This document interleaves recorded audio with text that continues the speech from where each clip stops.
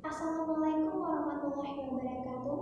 Saya Yohana Puspitasari dari Prodi Ekonomi Pembangunan ingin mempresentasikan tentang dampak eksternalitas terhadap efisiensi ekonomi. Baik, sebelumnya saya akan menjelaskan apa itu eksternalitas. Eksternalitas adalah suatu efek samping dari suatu pihak tertentu terhadap pihak yang lain, baik dampak yang menguntungkan maupun yang merugikan.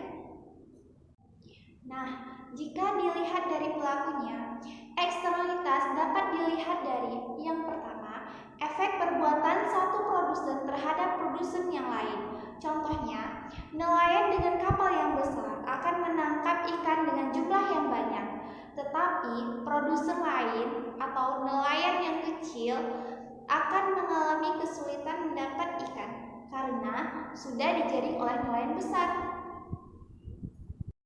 Nah, yang kedua, efek perbuatan produsen terhadap konsumen. Contohnya, peternakan hewan sapi ataupun ayam yang berada di tengah pemukiman.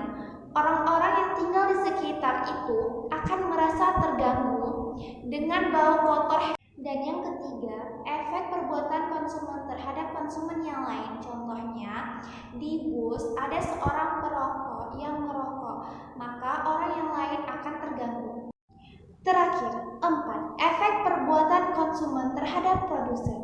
Contohnya, di mana seorang konsumen membuang air ke sungai, maka produsen yang ingin menggunakan air tersebut, maka air tersebut sudah tercemar.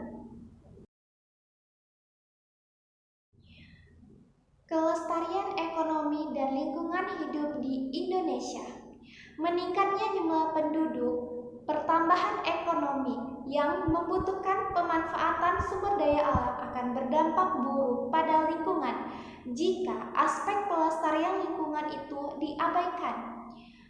Namun, jika menggadget pertumbuhan ekonomi dan mengabaikan lingkungan, maka akan terjadi pada kerusakan lingkungan.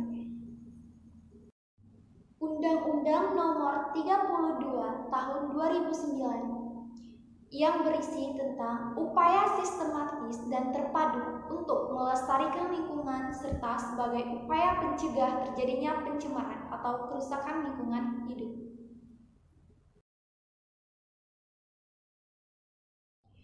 Kebijakan untuk mengatasi eksternalitas. Yang pertama, solusi dalam mengatasi polusi. Tentunya, dalam melakukan proses produksi, dihasilkan pula sisa pembuangan yang berbentuk cair dan padat gas.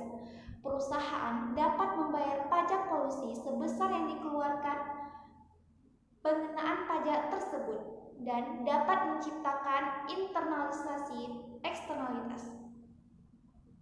Yang kedua, tradable emission permit, yaitu dapat dilakukan perusahaan terkait dalam mengurangi jumlah polusi yang ditimbulkan daripada harus membayar pajak yang mahal.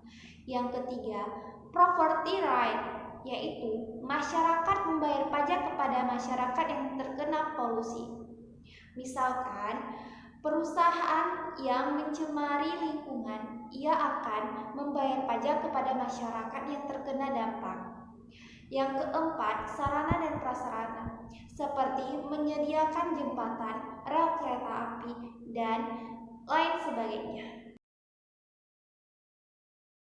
Dapat disimpulkan dari dampak eksternalitas terhadap efisiensi ekonomi, yaitu untuk menciptakan pembangunan yang berkelanjutan dan terlindungnya kelestarian alam, maka pemerintah sebagai pemangku kebijakan diharapkan untuk lebih memperhatikan kembali regulasi yang menyangkut tentang pengelolaan lingkungan yang lestari, yaitu dengan berprinsip pada pengelolaan yang bertanggung jawab atas dasar etika ekonomi yang berkeadilan.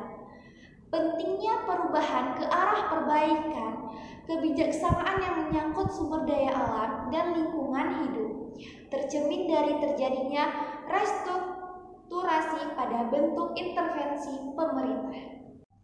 Sekian dari presentasi dari saya. Jika ada kesalahan, saya mohon maaf. Assalamualaikum warahmatullahi wabarakatuh.